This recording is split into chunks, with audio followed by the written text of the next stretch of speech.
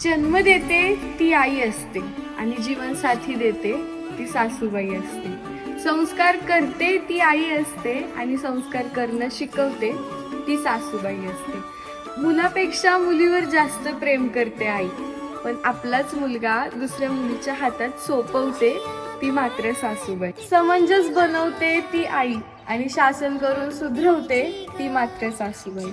आपल्या काळजाच्या तुकड्याची पाठवणी करते ती आई, पण दुसऱ्या घरची लक्ष्मी आपल्या घरात स्वीकारते ती मात्र सासूबाई। हेच लागली तरी आठवते आई, पण जखमेवर मलम लावते ती मात्र सासूबाई।